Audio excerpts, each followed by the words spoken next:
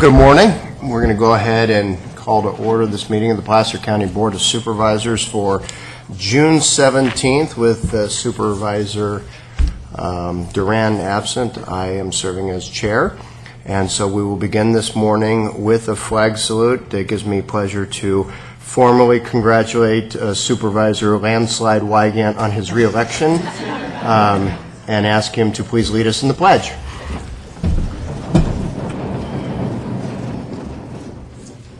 I pledge allegiance to the flag of the United States of America and to the republic for which it stands, one nation, under God, indivisible, with liberty and justice for all.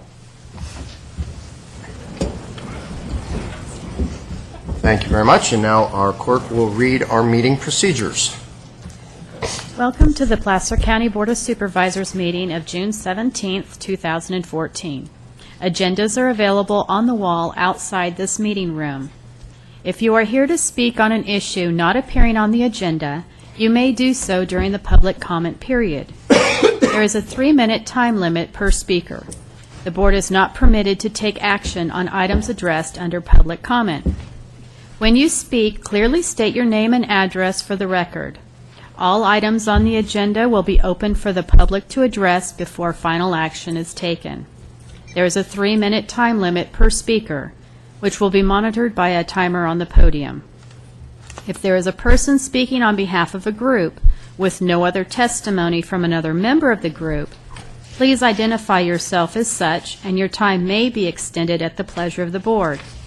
Keep in mind the chairman has the discretion of limiting the total discussion time on any item. If you are hearing impaired, we have listening devices available. It is requested that all cell phones be turned off or be put in silent mode. Thank you for your participation and cooperation. Thank you, Melinda. Appreciate that. And we move on this morning with public comment. This is the time when any member of the public may address the board on any item that is, wow, you guys are enthusiastic about the opportunity to speak publicly. If you'll abide me one moment, just kind of getting out the ground rules here. You may address the board for on any item that is not on our agenda, understanding that the board may not take action on items raised under public comment. There will be a 3-minute clock, but should you need to go over a little bit, well, at my discretion, and since you seem so enthusiastic, I'd probably grant it, we might extend those 3 minutes. So with that, please give us your name and where you hail from. Okay. Good morning, civil servants of Placer County. I am the Reverend Judith Morgado. I am also a servant. I serve Grace Lutheran Church, which is at 625 2nd Street in Lincoln, California. We are a member of the Evangelical Lutheran Church in America. As servants, you and I want the same thing. We want a healthy, safe, secure, thriving, collaborative Placer County. As servants, you are entrusted with wise and transparent stewardship of taxpayers' dollars. Last year, you spent $316,000 on an objective assessment of the criminal justice system through the consultant David Bennett. This professional objective report by Mr. Bennett was completed. However, it has not been released to the public. And the reason is that it needs to be edited. Part of the wise and transparent leadership that we are all called to do is to release to the people we serve the unedited objective reports for which they paid. The longer you wait, the greater grows the suspicion that editing does not mean spell check. Editing means removing parts that are not flattering. Which brings us back to our goal of a healthy, safe, secure, thriving, collaborative Placer County. That description also includes honesty, transparency, and yes, courage. To be able to look at our criminal justice system, warts and all. I urge you to act justly and release this unedited assessment so that together you and I and all the people of Placer County can continue to move forward and to work for our greater good. Thank you. Thank you. Good morning. I'm the Reverend Dr. Jerry Paulson. I serve at New Faith United Church of Christ here in Auburn at 540 Wall Street. We occupy Wall Street. We've been our church is a member of Placer People of Faith Together. Just briefly looking at the Pledge of Allegiance that we just completed, the final phrase, under God, with liberty and justice for all. We are here today as representatives of the clergy group of Placer People of Faith Together. The Jesus that I follow, my Jesus of faith, tells me that we stand with those with little power and we advocate for those with none. One of the prime initiatives of Placer People of Faith has been rethinking criminal justice. As far ago as autumn of 2012, we sponsored a Rethinking Criminal Justice Day. Supervisor Holmes, Supervisor Montgomery were in attendance, as well as probation Marshall Hopper, who was actually on the panel. So it has been with this long involvement in this initiative that we were really looking forward last week to the reporting out of the consultant's report. And to say the least, I found myself disappointed, underwhelmed, and dissatisfied with the level of detail that we, as public, were given last week. And so I second my colleague's request that the original report, unedited, be released, as well as the edited report, and that it be done in a timely manner. I've heard estimates of months or perhaps the end of June. We're not really clear. But in the interest of good, effective government, as well as faithful following, we urge you to do this expeditiously. Thank you. Thank you. I am Reverend Carol Carter. I moved to Auburn 2 years ago, and it's my joy to share this community with you. I pastored for 30 years. I'm now retired, so I'm not connected to a congregation as their pastor, but I am a member of Pioneer United Methodist Church, and I have served the Methodist Church 30 years in ministry, and before that 10 years in San Francisco Unified School District as a public school teacher. I come to you to ask, first of all, thank you for commissioning that study of the criminal justice system in Placer County. That was a brilliant thing to do in this day and age when best practices are known and shared and actually employed in many counties, as well as states. It's exciting to live in an age when we can rethink what we've done before and come to a better conclusion and a more effective and a more efficient kind of working with people who get in trouble. I'm very excited to see the report. I'm sure you will be disclosing it to us in spite of all of the stop-and-go kinds of things that have happened in the last several months. I expect you to rise to your highest, to share it with us, and to engage us, all of us, not just Placer People of Faith Together, which is a group of 17 congregations in your county and representing about 15,000 people, but not only with us, but with the whole community, because there should be an open dialogue about how we can improve and make more effective and less costly the work that we do with people. Instead of being sure that they're going to come back again and again into our system, we should be sure they're never coming back. Not by locking them up forever, like some people would propose, but by helping them, seeing what their needs are, assessing their needs, and really working with them, so that they might actually be productive citizens who do not carry on their back a big P for persecuted the rest of their lives. So I'm excited about restorative justice. I hope you are excited about it too. It's what's happening in the world. It's what's happening in California, in places where people are thoughtful and careful and really, really want to have safe communities, not communities where people keep having trouble and coming back to the system over and over. So there's a lot of things to rethink in this restorative justice world, but I thank you for doing this study, and I look forward to seeing at the first opportunity, next Friday would be great, the whole report online like in other places that have used David Bennett Consulting. Thank you very much. Thank you.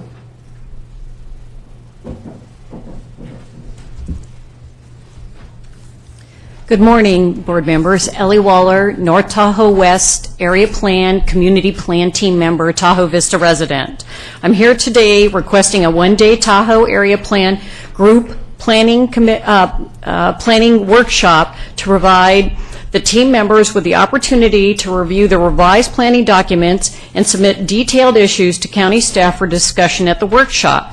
Not only will this comply with the commitments made by Placer County at the start of the community working groups, it will honor the commitments that team members made to their neighbors and communities, as we are the face of this process in our area. We have detailed our request in this comment letter, including compliance with the Brown Act and without affecting the timeline approved by your board. We appreciate your staff's willingness to work with the community and thank you for your consideration. Crystal and her team should be appreciated and commended for their efforts to date. Just a little background, the document I'm speaking of, the last time the team members saw this document was November of 2012. That's over 18 months ago, and we're just asking for some due diligence on the part of staff to give this back to us so we can edit our comments and go on forward with your process and approval in May of 2015. Thank you. Thank you.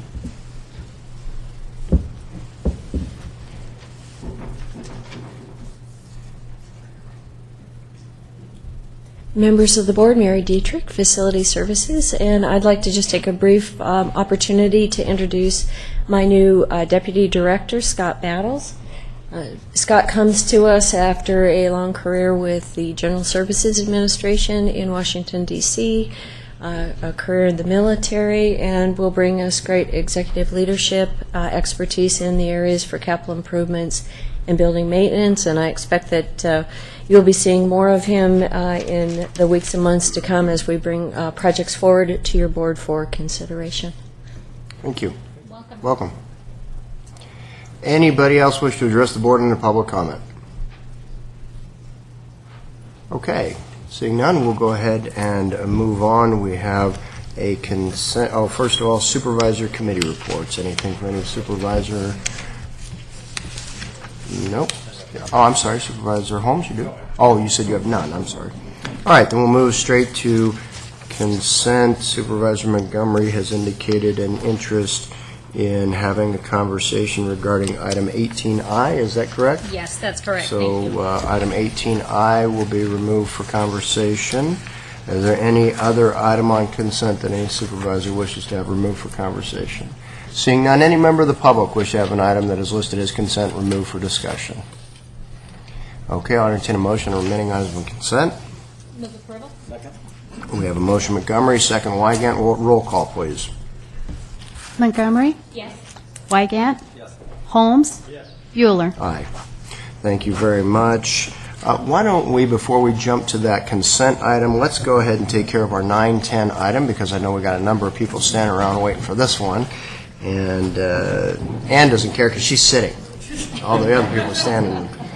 So we'll go ahead and move to our 9-10 item, and this is the presentation of a commendation recognizing Ann Craig for over 29 years of service to Placer County. And if you go ahead and step up here. I see you have a prepared speech. I have one too. And I get to go first. Okay.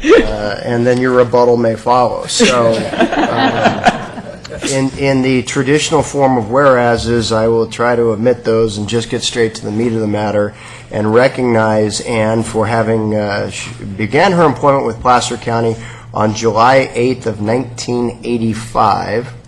Yeah. Year I graduated high school, Ann. Thank you.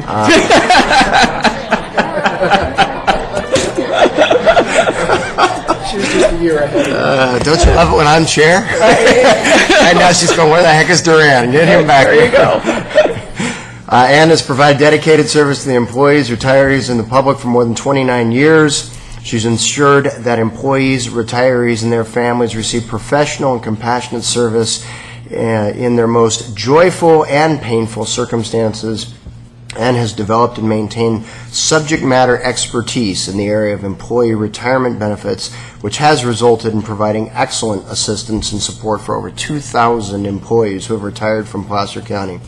She successfully led benefit open enrollment activities for nearly 30 years and educated countless employees and their families on their benefits, and has developed and maintained excellent relationships with the myriad benefit providers and external agencies, including the Public Employees Retirement System, and has demonstrated her relentless dedication to serving the employees and citizens of Placer County by consistently and diligently working countless hours to ensure the job gets done, and has received many acknowledgments and expressions of appreciation from those she serves.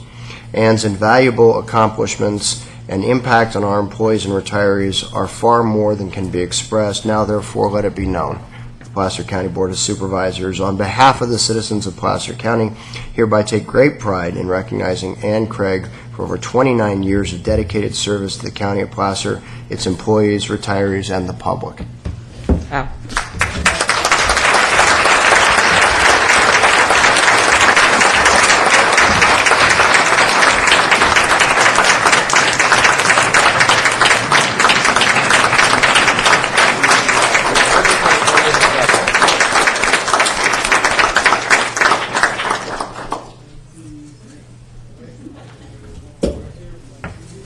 And since you have family here, why don't you take a photo of Ann with her family receiving this as well. Here, you go ahead and hold this. I'll step out of the way and let you do that.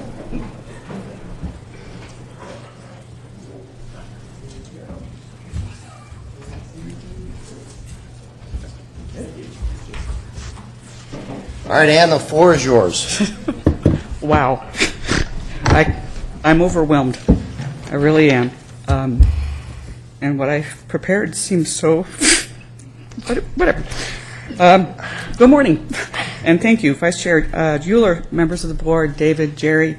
I am truly honored that I have been presented this commendation today. Well, technically, I've spent 29 years here at Placer County. It does seem like yesterday that I walked into this building and was planning on only spending 3 to 5 years here, and turned around and found out what a great place it is to live, work, and play. I have been here in 1985. We were a really small agency. I think there were 6.5, 7 of us in personnel. And you had a fighting chance to know the many employees that we have and their families. And technology was a thing of the movies. It wasn't here. The computer mainframe for processing for many of the county's data requirements were housed in what was now known as CEO 1. And it was probably the only place that had consistent air conditioning in the domes. Placer County has come a long way from those early years, and I have been blessed to work for 3 outstanding personnel directors, several service commission members, 5 county executive officers, 5 county councils in each of your respective staffs. And I lost track of counting at board members. I got to 25, and that was the best I could do. And I didn't count you twice, curse. On a side note, David, you should be glad that the first name wasn't a job criteria for CEO positions. The previous ones that have been around were Don, Tom, Jan, and another Tom, and I think there was a Jim before that. So I've had the opportunity to work with employees at their most joyous moments, and the birth and adoption of a new child, or the promotion that they so desired, and the sad and poignant times at the death of a loved one. Being able to help them and be part of these situations has made a significant impact on my life, and I had the opportunity to learn and do so many different things here. My work with health insurance, retirement, CalPERS, labor relations, negotiations, and the litany goes on. They have varied and they've run the gamut over the years, and I can truly say that the old adage of everything that is old is new again. Because look at some of the styles that we're wearing again. But it is truly the employees at Placer County that keep it moving forward and make it the great place to work, live, and play that it is today. They are a wonderful group who work hard to serve our constituents, and especially the staff of this personnel department. And as one of our personnel directors used to say, they are the best known staff in the universe. The one thing we all have in common is our desire to serve and to serve our customers in exemplary fashion. It has been an honor to be part of this organization and to know that I may have helped in some way for it to reach its successes. Last but certainly not least, I need to thank my family. I thought I was going to make it for their support and encouragement over the years. My husband Ed and my son Chris, who are here today, and my daughter Carrie, who lives in Boston now and wasn't able to be here. They have been there for me through all the years and have Without them, I wouldn't have been able to accomplish what I have. Thank you again, and I wish you all and the county employees future continued success. Thank you. Thank you, Ann.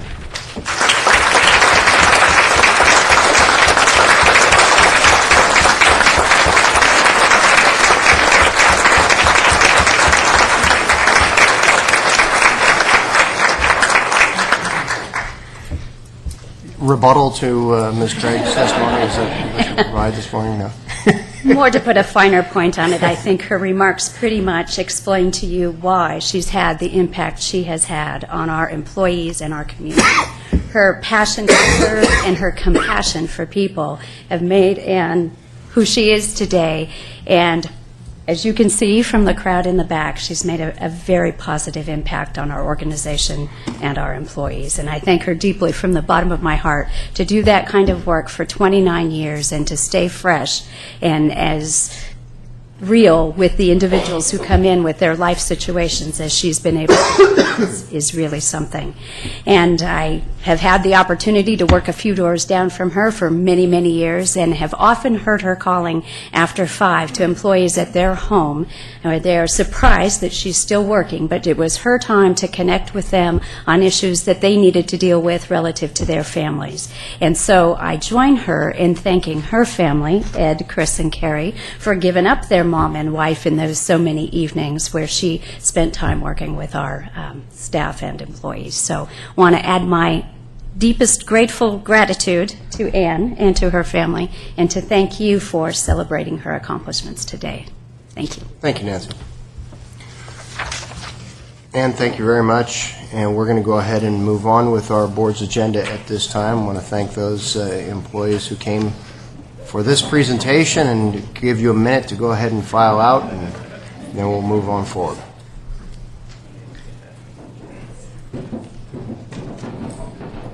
Okay, Supervisor Montgomery requested the removal of item 18I from our consent agenda. Is there somebody in facilities that might be available to answer whatever questions Supervisor Montgomery might have on the item?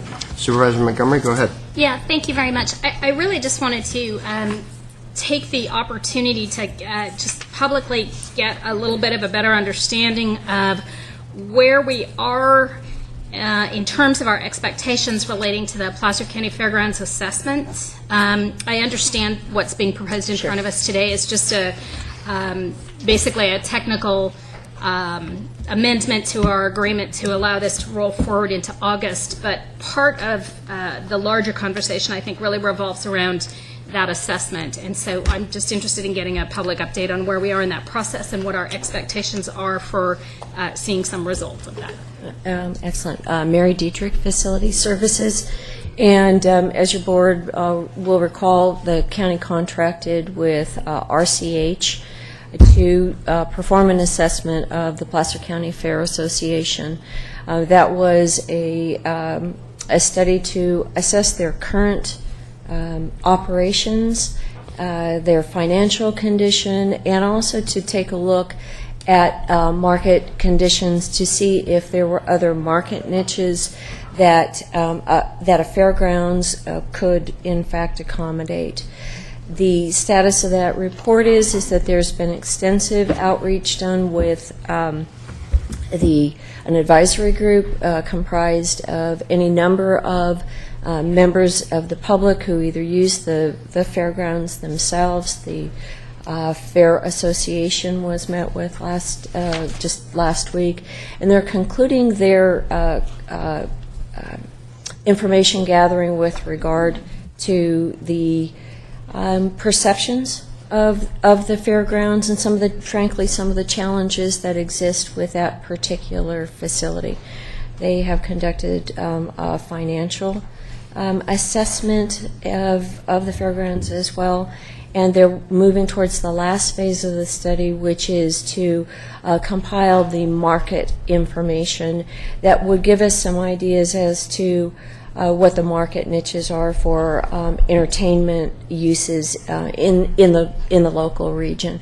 So we're very close, I believe, to concluding the study, and we're hopeful to be able to, I think, bring that to you before August. The idea would be is that study would be concluded and would help your board inform the decisions that you make with regard to the future steps of the fair. Okay, so today we're being asked to extend the non-renewal notice deadline to August 15th with an option to extend the deadline to September 15th of each year. I'm assuming, based on that language, that that deadline would be triggered September 15th of 2014 as a trigger point rather than 2015? What the non-renewal does is that the action or non-action that's taken is forward-looking, and so the decision that is made is whether or not the operating agreement would continue in the year 2015. Mm-hmm.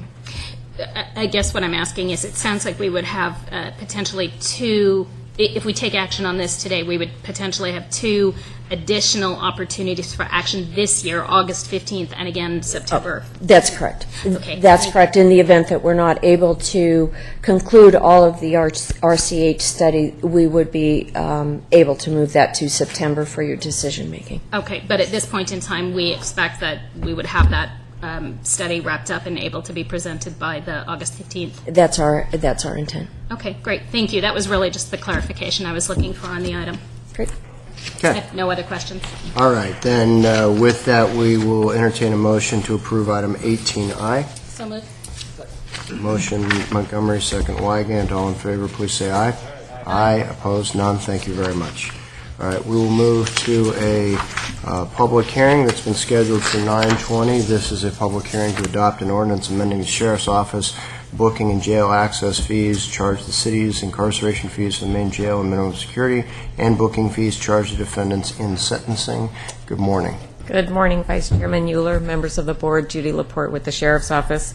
This item does request you hold a public hearing and consider adopting the amendment to the ordinance covering our booking, jail access, and incarceration fees. Each year, these fees are reviewed, and the methodology prescribed by the law is followed.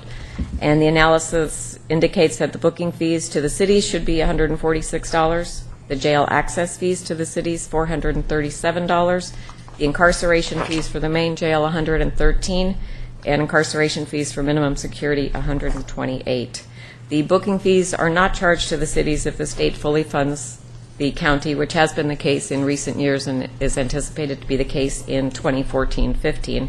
The jail access fees are only charged to the cities if their bookings for misdemeanors and certain Muni Code violations exceed a rolling 3-year average, which has only happened once in the last 5 years. We have complied with the public notice requirements and request your board hold a public hearing and consider adopting the amendment to the ordinance. Okay, board members have any questions before we open the public hearing? Seeing none, we'll go ahead and open the public hearing on this item. Any members of the public wish to address the board? We'll close public hearing and entertain a motion. Move approval. Okay, we have motion Montgomery, second Holmes, in order to adopt the ordinance amending Sheriff's Office booking and jail access fees. All in favor, please say aye. Aye. Opposed? None? Thank you very much. Thank you. And we'll just go ahead and take the 9:30 timed item as well. This is a CEDRA item regarding an appeal of a caretaker residence and an issuance of a minor use permit.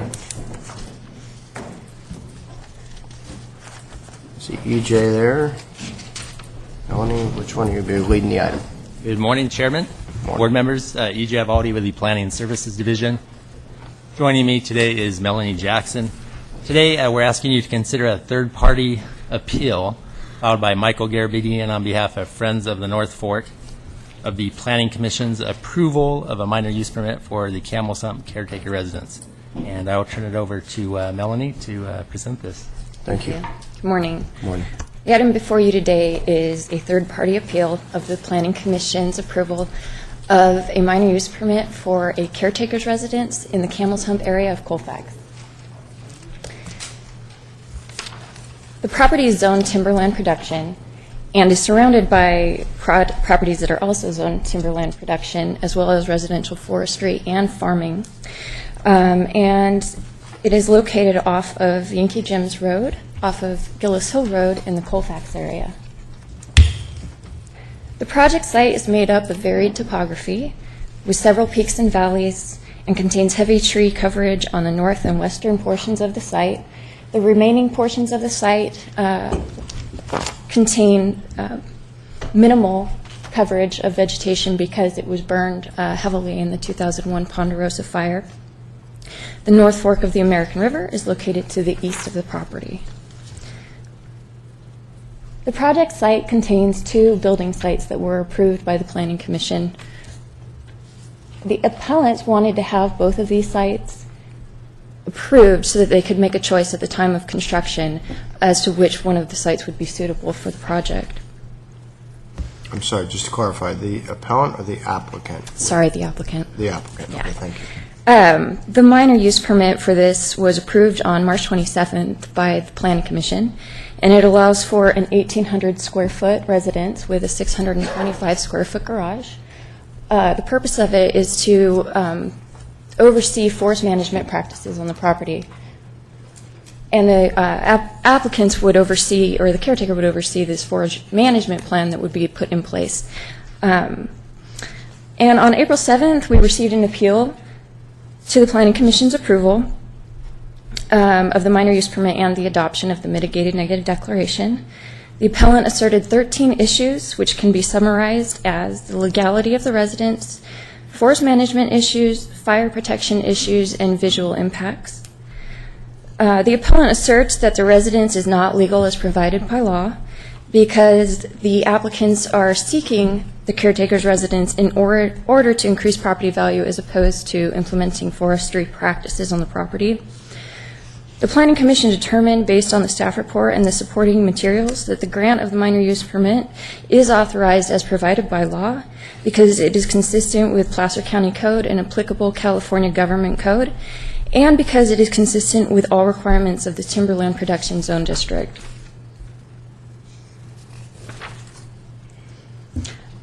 The appellant also asserts that forest management issues on the property are at issue because the forest management plan is not an appropriate document to rely on to determine the necessity for a caretaker's residence on the property. The appellant claims that the forest management plan is not enforceable. The forest management plan, it's a document prepared at the discretion of the property owner. It's essentially a private document that's dynamic and can be changed at any point by the property owner. The appellant asserts it shouldn't have been included as a condition of approval because it's not enforceable.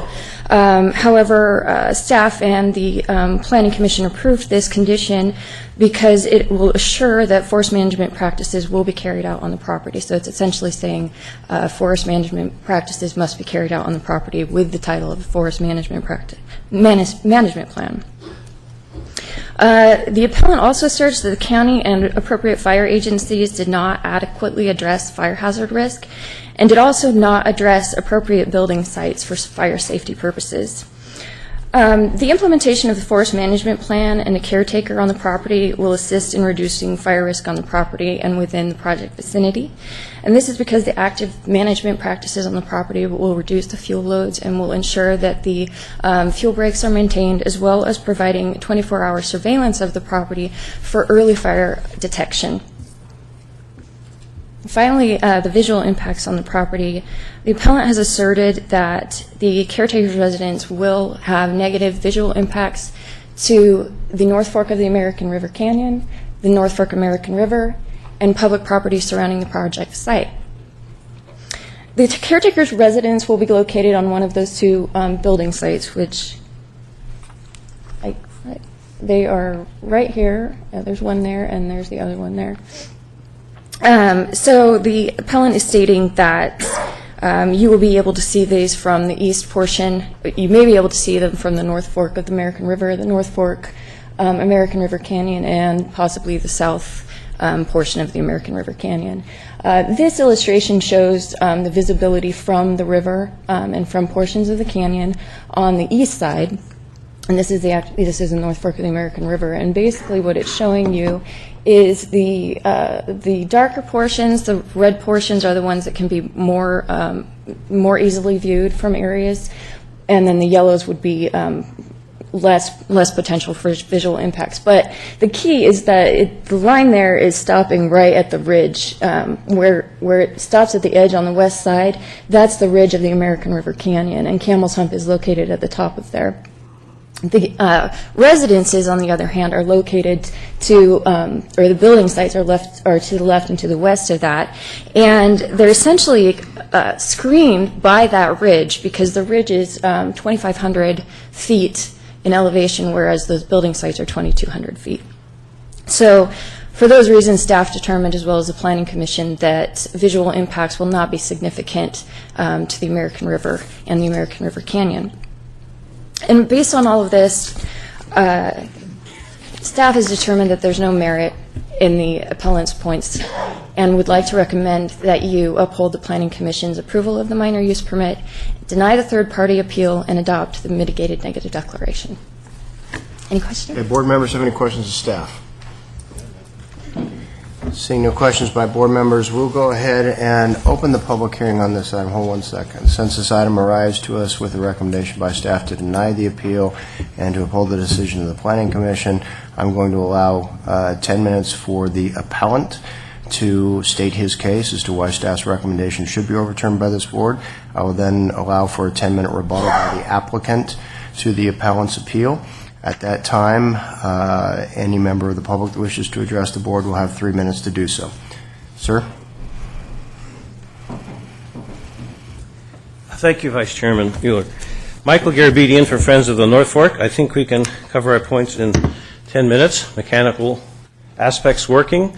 4 to 5 minutes on the slideshow, and I'll try not to repeat what you have. And the 5 to 6 minutes, highlighting our issues so you can know what our issues are. This shows the, let's see here. How does the pointer work? Oh, there it is. This shows the North Fork. Here's the confluence, and this is Gillis Hill Ridge here, and the rest of the North Fork. This shows the context of the North Fork here, Applegate, Weimar, Colfax, Cape Horn, and this is the this is Gillis Hill Ridge here.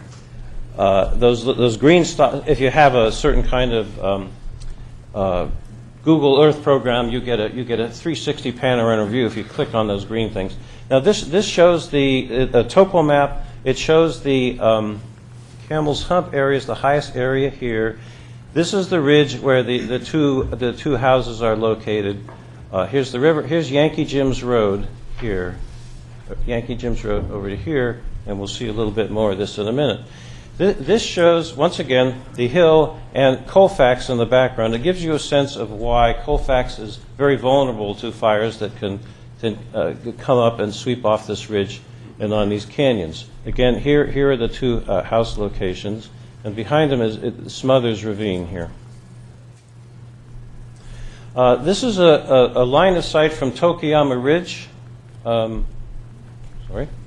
That the next picture, it shows this is above I-80 looking easterly, southeasterly. You see the ridge, you see the promontory where the houses are proposed, and this next picture shows, it gives a sense of how high and why this has been a historic monument for miners and why it's such a prized historic feature to us. You've seen a slide like this that shows the 600-acre TPZ property. This end of the east end is where the Camels Hump is. Part of the Camels Hump is on the TPZ property, and part of it is on public land. This shows the other ownerships in the area a little more, which the county has already shown. This again is the 600. This is another TP zone here owned by Risser. And this is the Edwards. This is the Edwards TPZ here. All in all, this is a 2 square mile TPZ area that we regard, the whole effort, the reason we're here is to try to protect the integrity of this TPZ zone in the long time. This slide shows the public lands that border on the area here, and this is the Mergen Preserve bought by Placer Land Trust about a year ago. But again, this is the 600-acre property is here, Edwards is up here, and the impact on public land is evident.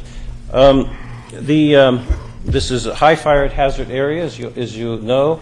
This shows the one version of the Ponderosa fire. This is on the state FRAP map.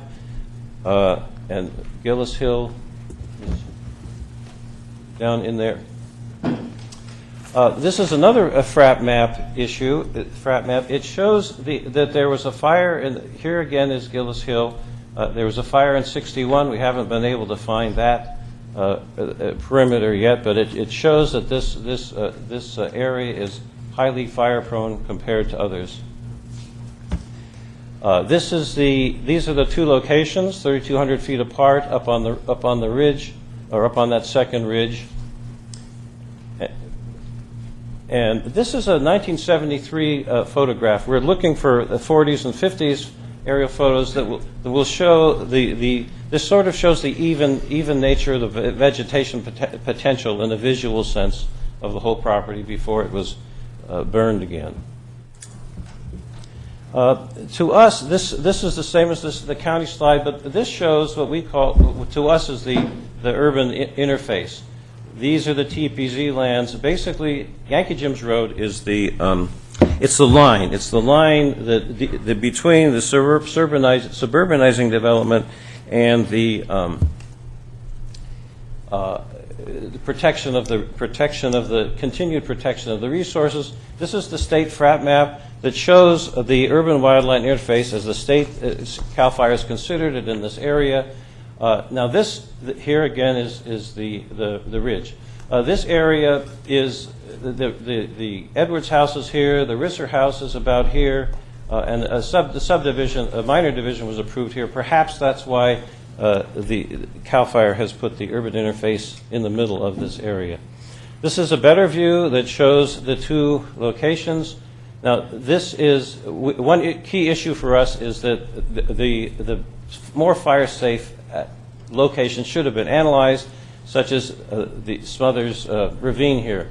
The 600-acre property crosses the road and includes this area here, and the applicant indicates they have not looked at any other alternatives on the property, which is a major fault to us.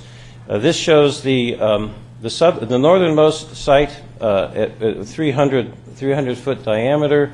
The conditions only suggest fire prevention activity from 200 to 300 feet over when there's excessive slopes. What's becoming the standard nationally is you do 300 feet. You do 300 feet fire protection around a house in any severe fire hazard area, as this is. Here is another. We've provided others as during the process since November on this project. This is from the NFPA 1144 recommended standard, which says buildings located closer than 30 feet to a slope require special mitigation measures. The measure of this to us is this shows why locating on a cliff. Just one more example of why locating it on a ridgetop or a cliff is the least fire safe location. This is the major visual issue. This is a picture I took on December 30th from approaching and being on Camel's Hump. This is kind of a marker that shows exactly where we are to people who have been up there. And over here you see the ridge in between, and here is the southern promontory ridge. Extremely highly, totally exposed. It is public land, and we think it is worthy of protection. The visibility from the North Fork is a non-issue, really. We met with them and told them that is the major issue is the visibility from Camel's Hump. Now, the Carruthers property okay, I'm running out of time.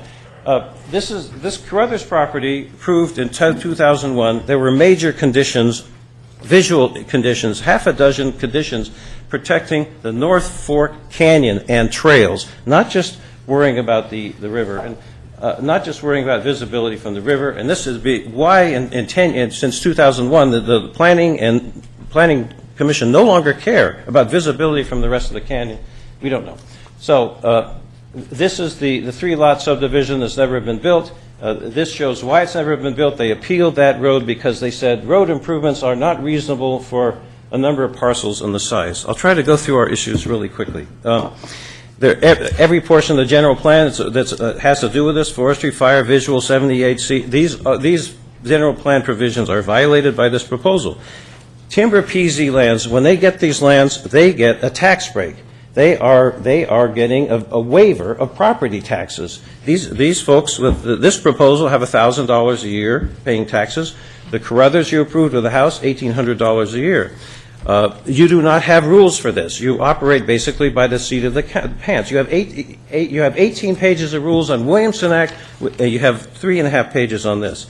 This is incompatible with TPZ. The Constitution requires compatibility. According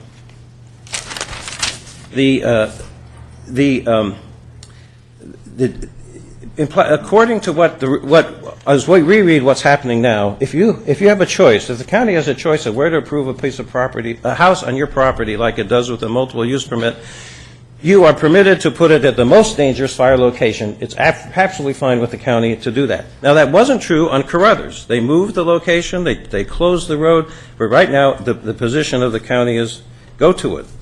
CEQA, why there's nobody in CEQA that reviews CEQA, the responsible agencies and so forth, saying, look at you can build on a more fire-safe location. You can put this house in a place that is not as potentially damaging to the people that rent it, to the community, or the firefighters that have to protect the area.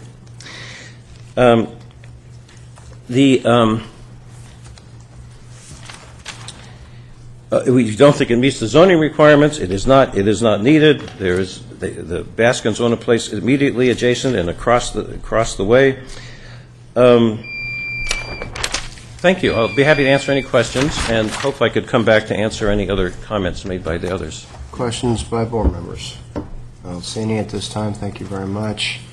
The applicant, if you're interested in... Thank you, Mr. Chair.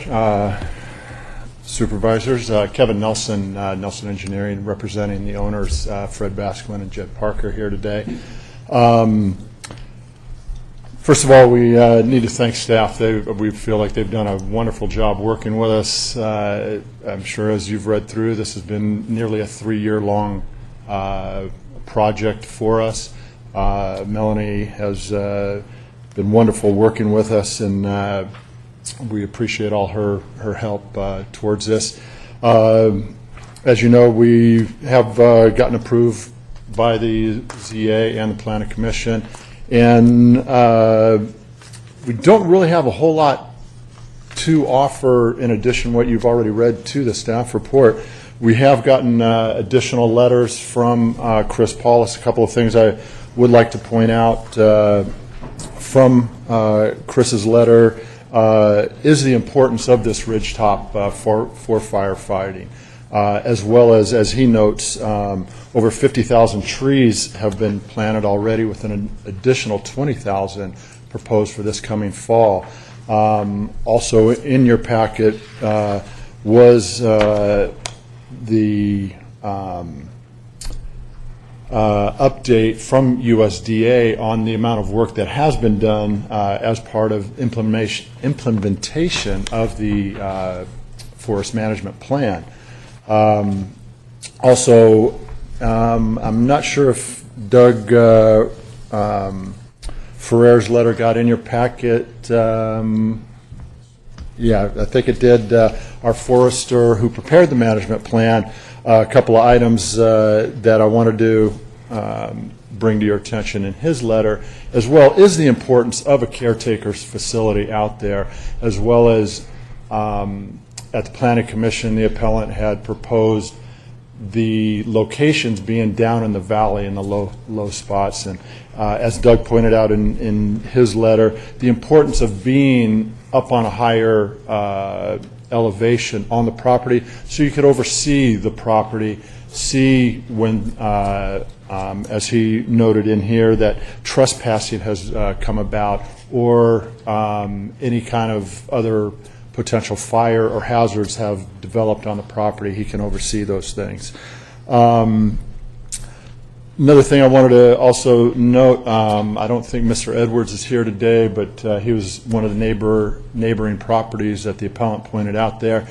He is a neighbor that lives out on his property and provides this similar caretaking for his, I believe he has 400 or 500 acres out there that he maintains, and discuss the importance of the caretaker on the property, and it is a full-time job out there, if not more. So wanted to just note that to you guys as well.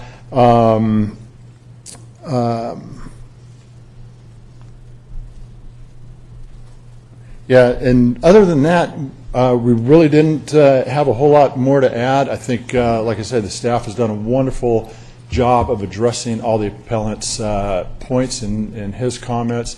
Obviously, we do disagree with his objections to the property. The staff has put together a lengthy list of conditions to go along with the approval of one of the sites, not both of the sites. It would be one or the other. And we agree with all those conditions of approval. And with that, be happy to answer any other questions that supervisors might have for ourselves. Thank you. Supervisor Holmes. You mentioned Mr. Edwards, the Edwards family adjacent. I've been out to their property and I've seen how they manage it, and I assume that the applicants will be managing in the same method? Correct, yeah, as outlined in our forest management plan, and the work that has been ongoing out there for the last couple of years. Okay. And they want to be able to continue that. You said they've planted 50,000 trees? Correct, yeah. Uh-huh. All right. As part of, if you saw this exhibit map as part of your packet, it shows you what was done in 2011, 2012, 2013, and what the future potential possibilities of management out there are as well. Okay, thank you. Supervisor Montgomery? Yes, thank you. I've also been out to the Edwards home caretaker cabin. The cabin as proposed by the applicants is similar in size. Is that not correct? About 1,800 square feet? Yeah, it's actually a little bit smaller than the Edwards. Theirs is probably closer to 2,500 square feet. And the Edwards, as far as I know, live there full-time as part of their caretaking responsibilities? They do. They have a family with kids out there. And again, to follow up on Supervisor Holmes' question, the vision for this proposed caretaker's cabin would be similar, to have someone live out there full-time to really oversee and caretake the property. Absolutely. And what we had pointed out to the planning commissioners as well is that the purpose for the size, and at one time we were even larger, is to allow as much flexibility for that caretaker as possible. Much like the Edwards, it could potentially be a family living out there, and initially there was talk of limiting it to 1,000 or 1,200 square feet, which could be quite small for a family. So we wanted to... For a modern family. We grew up in an 1,100 square foot home. So. Correct. That's correct. I would not advocate for that. Yes. And then just to be doubly clear that everybody heard it, that while there are two sites that are identified as potential sites, the proposal is just for one. It's either or. Okay, thank you. Those are all my questions right now. Okay, seeing no other questions by board members at this time, any member of the public wish to address this item, you have 3 minutes to do so. And seeing no member of the public step forward, we'll go ahead and close the public hearing, bring it back to the board for action. Do we have a motion, Supervisor Montgomery? Yeah, I want to just preface my motion by repeating what I very often have been heard to say, which is that I am a firm believer in private property rights, in that I believe people are entitled to the property rights they buy when they purchase a piece of property. It's very clear to me that as part of TPZ zoning, this is an allowed use. This is an expected use, in fact, within TPZ zoning. It's something that's both within our Placer County Code as an allowed use and is envisioned and included in many other counties and enshrined in state law. And so based on that starting point, I am going to move that we deny the third-party appeal filed by Michael Garabedian. We adopt the mitigated negative declaration as modified and mitigation monitoring and reporting program that was prepared for the Camels Hump Caretaker Residence Minor Use Permit, and that we approve the Camels Hump Caretaker Residence Minor Use Permit. Okay, we have a motion, Montgomery, second Holmes. All in favor, please say aye. Aye. Opposed? None. Thank you very much. We'll go ahead and move to our first department item, and that is facility services regarding the Auburn Depot acquisition and Union Pacific Railroad industrial lease. And Mr. Vice Chair, just as a point of order, the Auburn Symphony is actually a party to this larger agreement in that we own one of the rail cars. So while there is no actual conflict of interest, just as a matter of perception, I'm going to be recusing myself from today's vote. Are you a board member on that? I am the president of the Auburn Symphony Board, I yes. apologize for not having that at the top of my memory. Yeah. Well spun, Supervisor Holmes. Good morning. Good morning. Chairman, members of the board, Lori Morse, Property Manager for the Department of Facility Services. I have with me today Ralph Gibson, who is the Museums Administrator for the Department of Facility Services. He'll be providing a few words about this particular project. And I have sitting behind me Susie Vos, who's our newest addition or acquisition to the Property Management Division. She's a Senior Project Manager, and this is her project, one of her inaugural projects for our division.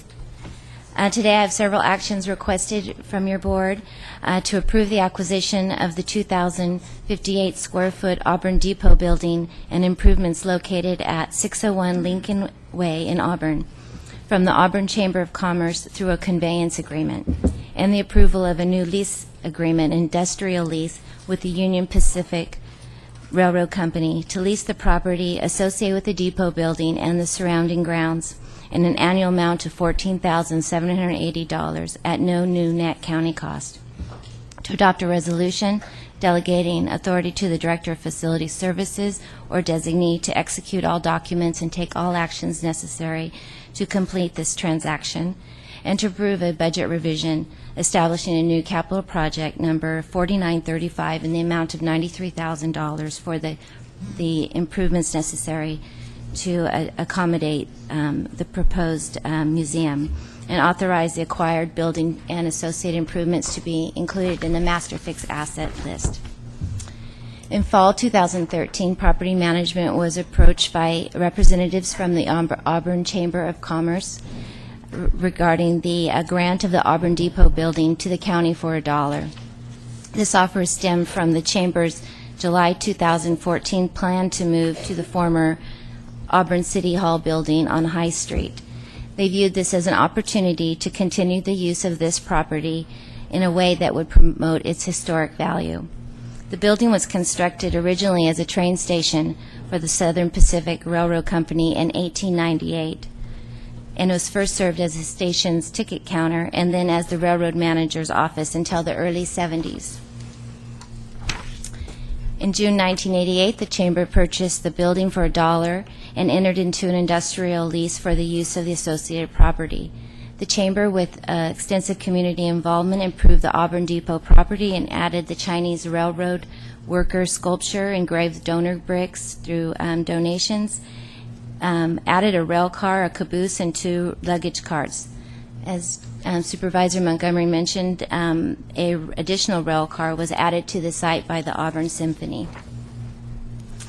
Staff has identified this as an opportunity for an alternative location to the Gold Country Museum that's currently in a leased facility at the Gold Country Fairgrounds. To accommodate this use, minimal modifications are necessary. They include exterior fence barricade between the grounds and the railroad tracks, interior ramp, removal of interior walls, and certain life safety and ADA modifications. Project's cost is estimated at $93,000, including the acquisition costs, legal costs, and project management costs. To complete this transaction, a conveyance agreement with the Chamber is necessary to address the quit claim of the depot building, the rail cars, and other site improvements. And it also addresses the receipt of a quit claim to the Chamber for the Auburn Symphony rail car. That quit claim would then, and then in turn the Chamber would quit claim that rail car to the county as well. And then a new lease with the Union Pacific, providing rights to use the land of underneath the depot building and the surrounding property. The term of the lease from the Union Pacific is year to year, And while it's just on a year-to-year basis, our conversations indicate that we'll have continued use into the foreseeable future. Rent is $14,780 a year, which is less than the rent paid at the current Gold Country Museum, with 2% annual increases for the first 5 years, then subject to adjustments thereafter. This rent is in museum's fiscal year 2014-15 proposed budget. Consistent with the Chamber's current lease with the Union Pacific, the improvements must be removed by the end of the term. And it requires the fence improvements to be made at the site. So, as I indicated, Ralph Gibson's here to discuss his plans for the reuse of the Auburn Depot building and improvements. Mr. Vice Chairman, members of the board, from a museum standpoint, this move makes perfect sense. Because the existing HVAC system in the Auburn Depot, we'll be able to put objects on display that we never could in the Fairgrounds building. This will allow us to broaden the focus of our exhibits to include more detail and interpretation of the lives of miners, including Chinese, Europeans, and South Americans. This move will make the museum more visible, easy to find, and gives us a much better platform from which to interpret the county's rich mining history. And being in a railroad depot makes perfect sense because we'll also interpret the vast changes that took place in California and Placer County because of the gold rush. Slavery and California's acceptance into the Union as part of the Compromise of 1850, the construction of the Transcontinental Railroad, and the devastating impact the rush for gold had on the Native Americans. This move will help us create a better, more balanced museum by expanding what we can interpret and attract more people than ever before. We have a creative, energetic staff and a terrific corps of volunteers that stand ready to transform the historic Auburn Depot into a first-class mining museum. And if you approve this project, we'll apply for a grant from Union Pacific to install outdoor interpretive panels that will educate the public about the Transcontinental Railroad, the Auburn Depot, and the county's significant transportation history. Thank you. Questions by board members? Members of the public wish to address the board on this item? Good morning, Executive Director Hanley. How are you? Mr. Vice Chair, members of the board, thank you. And I would just like to say a couple quick comments on why I think this is a win-win situation for the county and for downtown Auburn. First of all, while the depot building has a certain market value, I just want to acknowledge the Board of Directors of the Chamber of Commerce and all the Auburn volunteers for all their efforts to rehab this building. As you walk around the site and you see all the donor bricks, you acknowledge and you see all the fantastic Auburn volunteers who rehab this building and put so much effort into the building. Also, moving Dr. Fox's statue, the Chinese railroad worker, to this site was a unbelievable feat of the volunteers and the Chamber of Commerce, and I think that should be acknowledged also. And I think it's a win-win for downtown Auburn also, as we have a gold museum with the railroad link, that we will bring more people into downtown Auburn to visit our various shops, and I think it's going to be a wonderful opportunity to work with the county on this. And I look forward to working with Susie and the facilities division as we transition and we move to historic City Hall. Finally, we're going to be moving various items out of the boxcars. And since the Chamber of Commerce is not going to do the black and white wall again, we do have this really big bunny.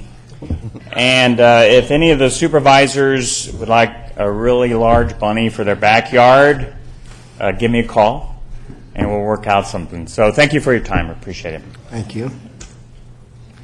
Anybody else wish to address the board on this item? Okay, as all 5 items were covered by staff and are related items, we'll entertain a motion for all 5 items. Mr. Chair.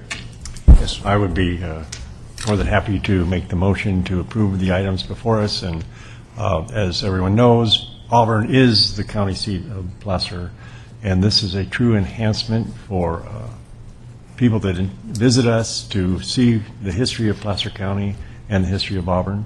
And so I make that motion.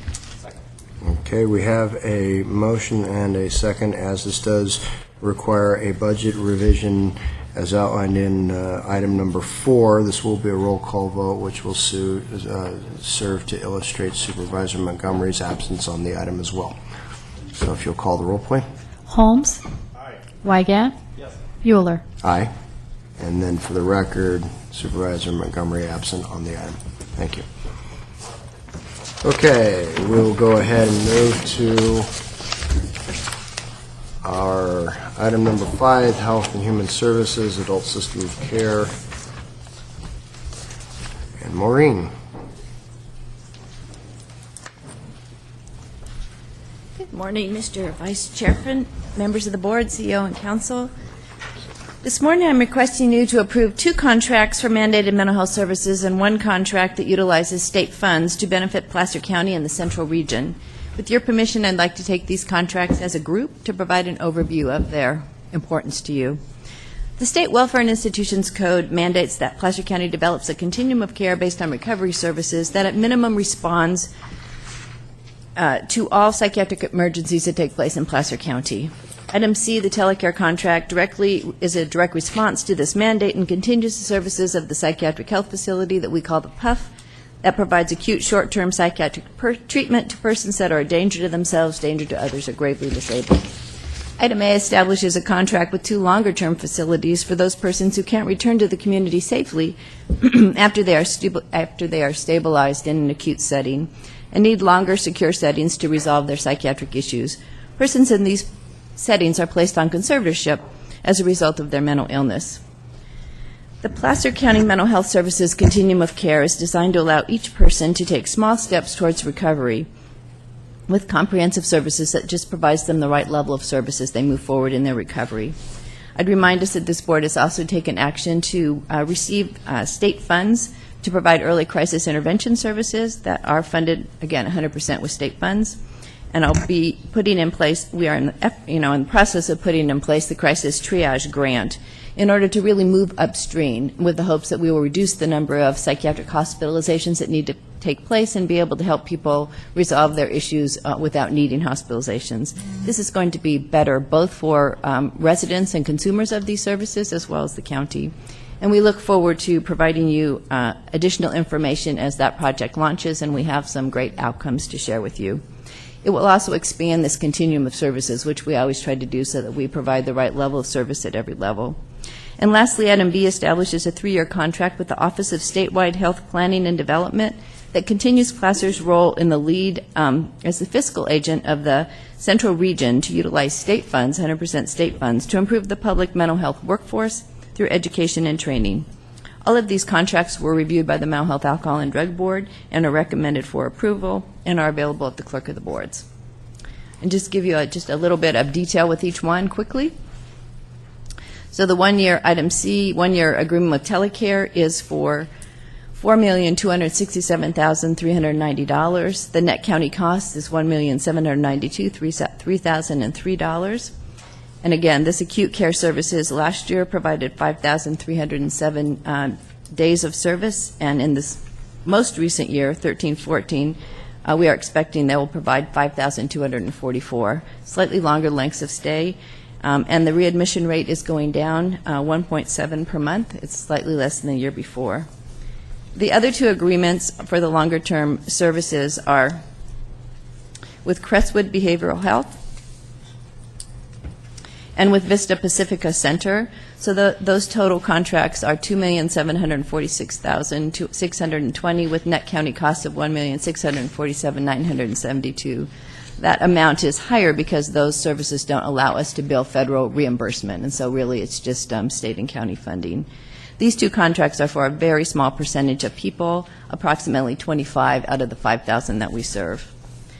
And then lastly, the contract with the Office of Statewide Health Planning and Development for the implementation of the Workforce Education and Training Regional Partnership Program is for 3 years from July 1st, 14 through June 30th of 17.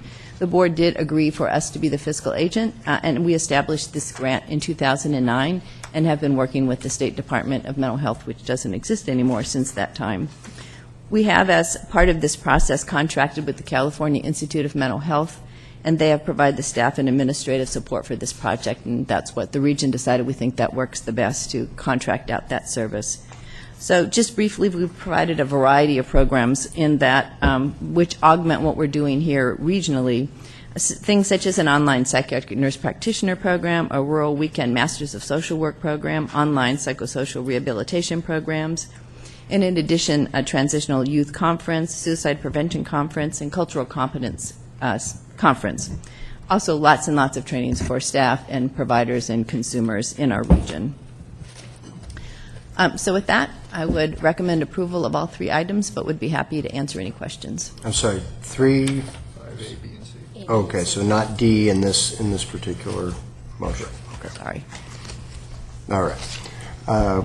Seeing no questions by members of the board, any member of the public have any questions on these items? No? Okay. I'll entertain a motion to approve items A, B, and C. Second. Okay, we have a motion Holmes, second Montgomery. And we can give that one to you, to Wygant. Wygant? Okay. Yeah. All in favor, please say aye. Aye. Opposed? None? Thank you. And then I'm going to go ahead and jump on to item D. Thank you. So this request is to actually just amend a current contract that we have with WellSpace Health to increase funding $160,000, which would be $33,500 net county costs. This is a contract that we have in order to provide staffing to our medical clinic. The staffing actually is needed because we have 2 full-time people that are working at the medical clinic through this WellSpace contract. One's an administrative position, and one is a regular primary care physician. We are in the process of negotiating next year's contract, but that won't happen. We're still in process, and so we're bringing that forward at a future date. But for now, this just allows us to continue the current contract as in place, and we have more success with the staffing from WellSpace than we initially expected. So with that, happy to answer any questions. And just for clarification, that's item F on our agenda. Sorry. That's yes. Right. Just to make sure that we're all on literally the same page. Okay, any questions by board members on item 5F, the contract amendment for WellSpace Health? No questions. Any members of the public? Seeing none, do we have a motion? A motion Holmes and clearly Wygant that time on the second. All in favor, please say aye. None opposed? Thank you very much. Now we will go back to D with Mr. Kinect presenting. And would you Holly, would you please let Becky know that we're going to take item 9, where is it? Yeah, 9A next, after we finish up with the HHS items, please. Go ahead. Good morning, Vice Chair Euler, members of the board, Richard Kinect with the Children's System of Care. Along with many of our community-based nonprofit partners and with the voices of some of the residents we serve, the Campaign for Community Wellness Steering Committee meets each month in what state mental health leaders have celebrated as the benchmark for community planning and engagement. The committee has just completed a triennial updating of the Mental Health Services Act plan, and it includes renewal of programming intent for these state mental health dollars, which now support services to tens of thousands of Placer residents. An RFP panel has reviewed the proposals from nearly 24 nonprofit agencies, but scoring, contract development, and startup of some new services will require thoughtful planning and dialogue with many of our community partners over the next few months. We're seeking your support today to extend the current contracts in place, along with one other related contract for outpatient services, in order to assure that the department and its partners can serve existing service recipients without interruption. This 90-day extension will expend approximately 1.7 of the $7.4 million state allocation, and in the case of one vendor, a small county matching contribution is required. All funding comes from the already approved contracts from the last 2 fiscal years, or is contained in the department's proposed budget for 14-15. I'd be happy to take any questions and otherwise urge your approval. Any questions on any of the 19 various programs being requested of us at this point? Seeing none by board members, any members of the public. And do we have a motion on the item? Second. Motion Holmes, second Wygant to approve item 5D. All in favor, please say aye. Aye. Opposed? None. Thank you very much. And we'll wrap up HHS with 5E, please. Good morning, Chair Euler, members of the board. I'm Cheryl Davis from your Human Services Division. Today we're before you to request your approval to submit an application to the state for us to operate our Women, Infants, and Children's program for $1.1 million beginning this coming federal fiscal year that starts October 1. WIC provides over $3 million in food vouchers to pregnant women, new moms, infants, and children up to 5 to allow them to purchase healthy and nutritious foods. Plus, the program also provides health and wellness education. Our WIC program also partners with our local farmers market program, allowing our moms to buy healthy, nutritious, locally grown produce. The funding in this grant application is 100% state and federal monies, and we are asking you today to approve that submission to the state for those funds, to authorize our HHS director to sign all documents related to the application, and then authorize the chair when we receive the contract back to sign that contract so we can begin operation October 1. Okay, questions by board members? Seeing none, any member of the public? And do we have a motion on this? Motion Holmes, second Wygant to approve 5E. All in favor, please say aye. Aye. Opposed? None. Thank you. Thank you very much. Okay, we're going to go ahead and jump to item 9A, Indigent Defense Services Contracts. Got an expensive-looking group of folks sitting out there. Might as well get them on their way. Thank you for that consideration. Good morning, Vice Chairman Euler, members of the board, Becky Riggin from the County Executive Office. The next item for your board's consideration are 3 contracts for the provision of county indigent defense services. And this item is found on page 165 in your board packets. As your board is aware, the United States Constitution and California statutes guarantee the right to legal representation for those facing criminal or delinquency charges or other specified legal matters who are financially unable to retain counsel.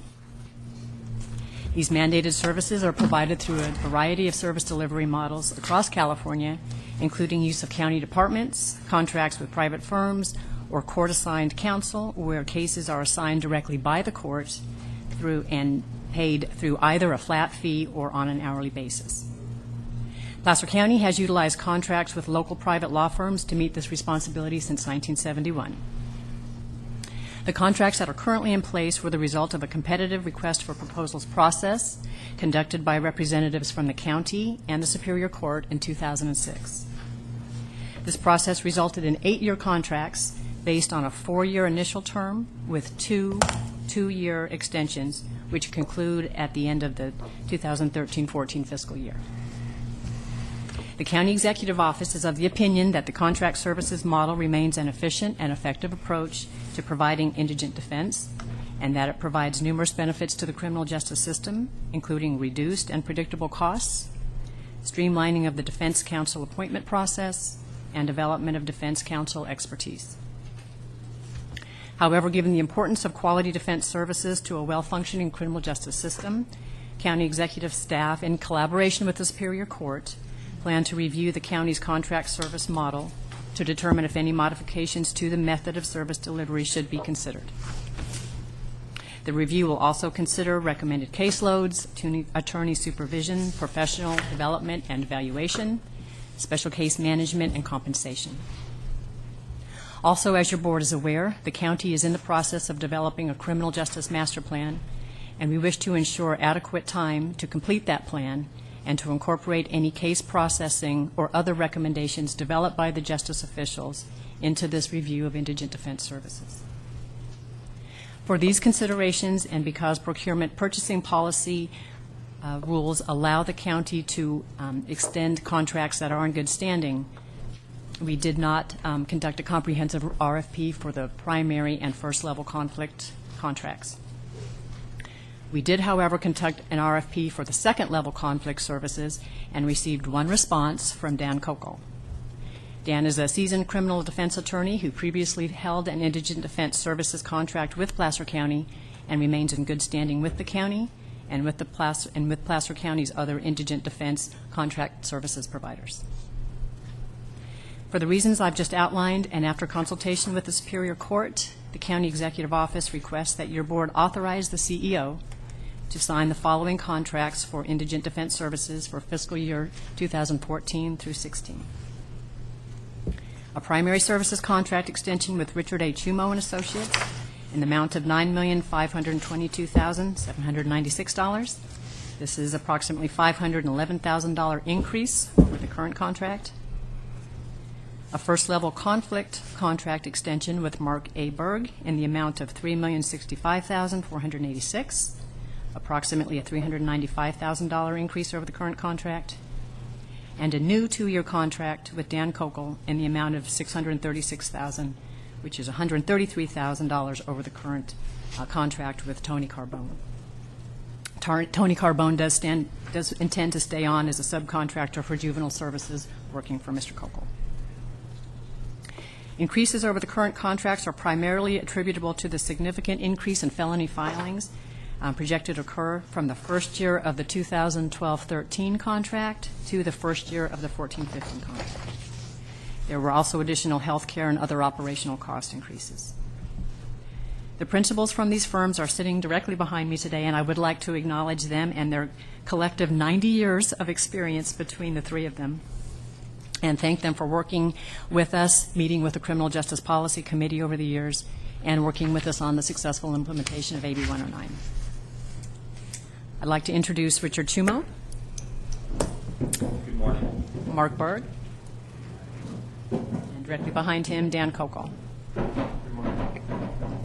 So that concludes my presentation, and we are all available to answer any questions you may have. Okay, board members have any questions? Seeing none, any members of the public have any questions or comments on this item?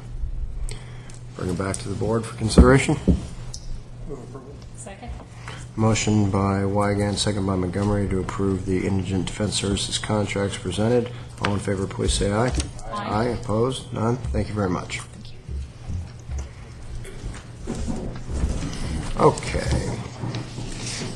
Go back on our agenda to item number 6, probation contract with Koinonia Family Services. Morning, Chair. Good morning. Board. Assistant Chief Probation Officer. Push the little button in front of you. There you go. Thank you very much. And with me is Chris Artem, our Administrative Services Officer. I'm here to ask the Board to authorize a 1-year contract renewal with Koinonia Family Services to provide an array of comprehensive services to at-risk youth in our community. This contract renewal will allow Koinonia to provide emergency shelter and counseling services through the Crisis Resolution Center, the CRC. It has done so in the community since 2001. These services, which are at no cost to the families utilizing them, provide critical support during crisis in order to strengthen family dynamics and avoid the need for juveniles to formally enter delinquency and dependency systems in Placer County. Services include short-term residency, individual and family counseling, which amounted to 358 hours last fiscal year, educational support, therapeutic services, conflict interventions, respite for parents, and referrals to other community supports. In addition, the CRC provides a 24-hour call center, which has proven to lessen the impact on dispatch, Children's System of Care, and the Probation Department. In fact, the call center received over 2,700 calls for service last fiscal year. Outcomes from the CRC are tracked and indicate that of the 94 youth that were served last year with residential services, only 4 impacted the delinquency system. It's clear that this program, along with the multi-agency collaboration by HHS and probation, has diverted children and family away from very costly county interventions by helping families be successful and self-sufficient. And in fact, this year, the Crisis Resolution Center was nominated by county staff for a California State Association of Counties CSAC award because of these successes. This contract approval, which will allow the program to operate from July 1st, 2014 through June 30th of 2015 at a cost not to exceed $560,000, will not require any general fund monies, as the Probation Department receives these revenues from the state as part of the Juvenile Justice Crime Prevention Act. And additionally, this plan for county use of these revenues was reviewed and approved by the Juvenile Justice Coordinating Council, which recommended this plan be brought forth to your board. Therefore, we are respectfully requesting the board authorize renewal of this contract, allowing these important services to continue in the community. And I'll Good thing it was respectfully requested, otherwise I'm not sure you had. I wouldn't miss that, no. I thought. It's highlighted. Did Marshall underscore that one? He did. Say this. Okay, any questions by board members on the Koinonia contract? Seeing no questions by board members, any member of the public? And motion on the item? Mr. Chair, I've had a lot of experience with Koinonia. I serve on the Mental Health, Drug, and Alcohol Advisory Board. We visited the facility. I happen to know the executive director, and they do a tremendous job for the people that they serve and also for the county. So I think there's a motion, and I'll second that motion. All right, motion by Montgomery, second by Holmes. All in favor, please say aye. Aye, opposed, none. Thank you very much. Thank you very much. All right, moving on to Public Works. Roundabout modification project in North Star.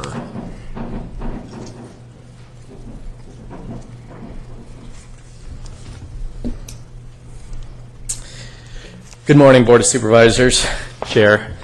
For the record, Brian Stewart, Public Works. With me is the project manager, Greg Kevaney, for this project. This item relates to approving the project plans, specifications, and awarding the project to the lowest responsible bidder. The project's located on North Star Drive, just west of Highway 267 at the intersection of Ridgeline Drive and North Star Drive. The project consists of improving the North Star Drive roundabout to accommodate winter peak hour traffic volumes. The existing roundabout was constructed in 2006, does not include deflection curves to slow entering traffic and direct traffic to the appropriate lane. By modifying the center island, reconfiguring the splitter island, and construction of truck aprons, the existing conflicts will be removed and circulation of the peak flow traffic will be improved. On the construction side, the project was competitively bid through the county's Procurement Services Division. We received 3 bids, with the lowest bidder being Granite Construction Company from Watsonville, California. They were determined to be the lowest responsive bidder, with a bid just over $555,000. Environmentally, the project was determined to be categorically exempt. Should the action before you be approved today, construction should start next month and be completed in the early fall. Funding for the project is supported by traffic impact fees. With this background information, we ask your board to approve the 3 actions before you as stated in your package. In summary, adopt the resolution approving the project plans and specifications and award the construction contract to the lowest bidder, Granite Construction Company, authorize the chair to execute the construction contract, and authorize the Director of Public Works to execute contract change orders as determined necessary up to a maximum amount of $55,553. With that, I'm happy to answer any questions you might have. Questions by board members? Any members of the public? No? Do we have a motion? Move approval 7A, 1, 2, and 3. A motion, Montgomery, second by Holmes. Under consideration, the motion, you said this looks to be done by early fall. That is correct. Do you know how early in fall? We are, it'd be before October 15th. Okay. September 21st. You're going to have about 2,500 cyclists going right past this roundabout. So let's at least make sure the road is swept, please. Absolutely. Thank you very much. Appreciate that. I'll be up there tomorrow writing this for the precondition, and then afterward I'll let you know what it looks like after. Yeah, it's not our only project that we got. There's a lot of sweeping to do. Yes. All right. Consideration on the motion. All in favor, please say aye. Aye. Opposed? None. Thank you very much. Moving on to item 8.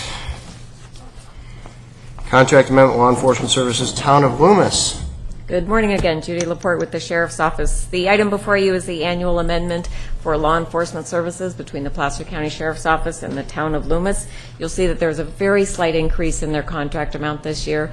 Due to their fiscal constraints, we worked hard with the town to try to adjust our service level to meet their budget needs, and we've come to an agreement that we think will be mutually satisfying for both parties, and all of our costs will be recovered. With that, I respectfully request your approval of this amendment. Even absent testimony by Councilmember Yukovich, I'm sure we'll consider it. I'm not sure he knew about the meeting, but that's okay. Actually, that's probably what's going to earn you your votes, is the fact that we... All right, no questions by board members. Anybody in the public wish to address the item? And do we have a motion? Second. We have a motion, Holmes, second Wygant. All in favor, please say aye. Aye, opposed, none. Thank you very much. And moving on to the contract with the City of Colfax. Similarly, this is the annual amendment for services for law enforcement. Again, we had worked really closely with the the City of Colfax to keep their costs in line with their ability to pay, and they are so anxious to keep our service level where it was that we've committed to a mid-year review to see if their finances have improved to increase our contract. If so, we'll be back to you with a further amendment. But as it stands now, it's essentially a flat contract for this next year. Okay. Supervisor Montgomery? Just wanted to get a little bit of clarification. I understand that in order to meet Colfax's specific fiscal needs, we did have to reduce a few hours each morning, I believe. Yes. In service, but there will not be a net loss in patrol officers in the area. They will still be in the area serving the area from Colfax up to about Immigrant Gap. So while they will not specifically be in the city of Colfax itself, they will still be in the immediate vicinity. You are correct. Excellent. Thank you. Hanging out in Alta these days, huh? All right. No other questions by board members, and seeing nobody from the audience leaping to their feet to come rushing forward to testify on this item, we'll go ahead and entertain a motion. Move approval. Motion Montgomery, second Wygant. All in favor, please say aye. Aye, opposed, none. Thank you very much. Thank you. And we move on to our last item on our public agenda, and that is our contract with CAL FIRE. Good morning, Vice Chairman, board members. My name is John McEldowney with Placer County Office of Emergency Services. With me here today is Fire Chief Randy Smith from CAL FIRE and also Assistant Director of Emergency Services, Rui Cunha. I'm here today to respectfully request a resolution approving the contract for CAL FIRE coming up for fiscal year 14-15. This contract is in the amount of $8,897,472.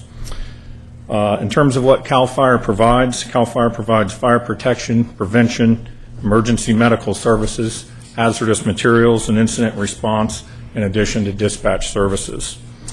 In terms of our current system, Placer County Fire working with CAL FIRE, we respond across an area within Placer County of the unincorporated area of approximately 475 square miles, and this area serves approximately 52,000 of our residents. They do this both with full-time paid firefighters and also volunteer firefighters. Now, in terms of our contract with CAL FIRE, they provide approximately 63 full-time firefighters operating out of our 8 fully staffed, 24 hours a day fire stations located across the county.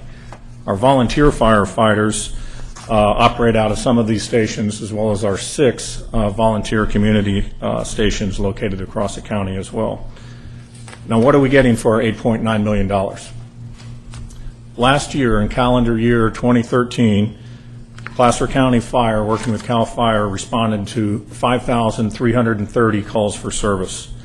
Of these calls, approximately 771 of these calls were for direct fire-related calls. Fire-related calls such as structure fires and wildland fires. This represents approximately 15% of the total call volume for the county. In addition, with the weather going on and the drought, we expect these fire-related calls to possibly go up in the near future, especially with the drought.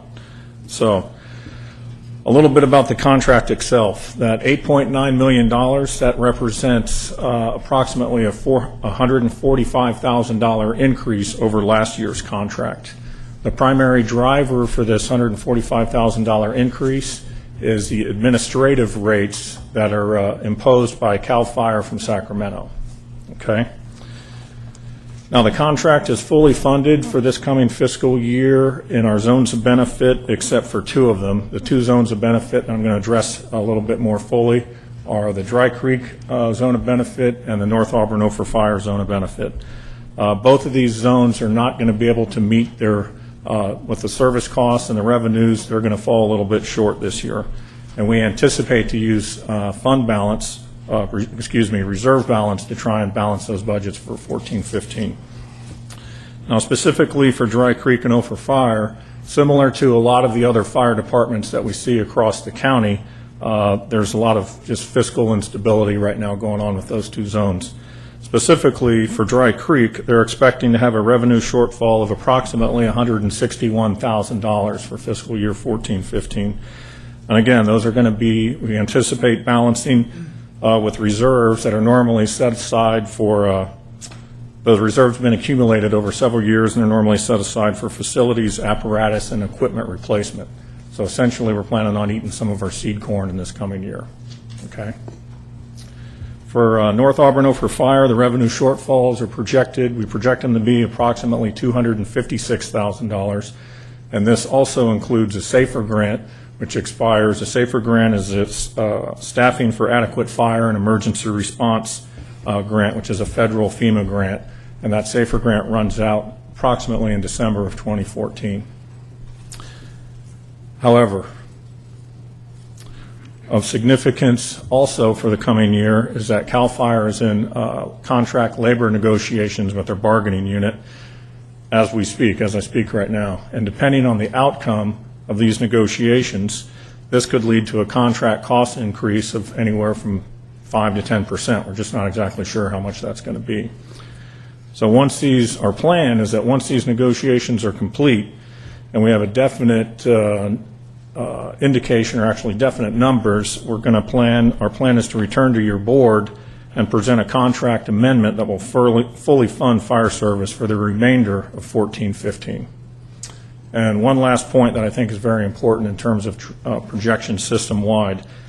We're projecting that Dry Creek, North Auburn Ophir Fire, the Sunset Industrial Area, and the Fire Control Fund will be in deficit for the remainder of fiscal year 14-15 due to these projected contract increases. So our plan is to bring potential service reduction options to your board with the anticipated contract amendment as projected cost increases materialize. This concludes my presentation, and I'll be happy to try and answer any of your questions. And if I can, I got Chief Randy Smith here. Okay. Thank you for the thank you for the important notice there at the end regarding the contract negotiations and its potential impact. Appreciate that heads up. Questions by board members? And seeing none, any member of the public wish to address the item? All right, we'll go ahead and entertain a motion. Motion by Holmes, second by Wygant to approve the CAL FIRE contract. All in favor, please say aye. Aye.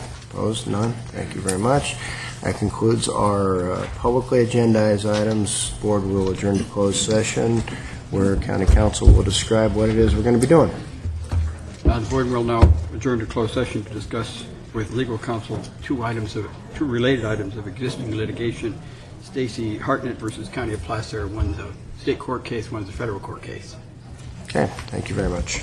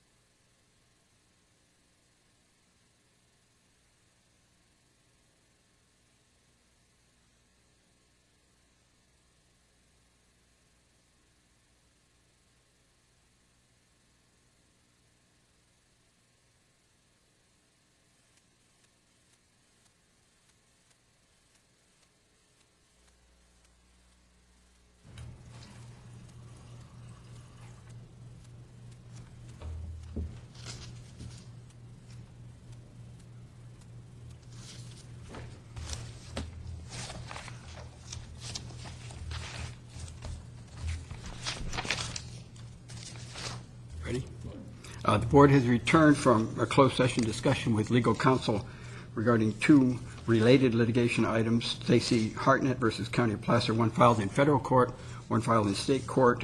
The board unanimously authorized the defense and indemnity of the county employees and also unanimously waived the conflict to allow representation of the county and the individual employees by the county counsel's office. That concludes the closed session report.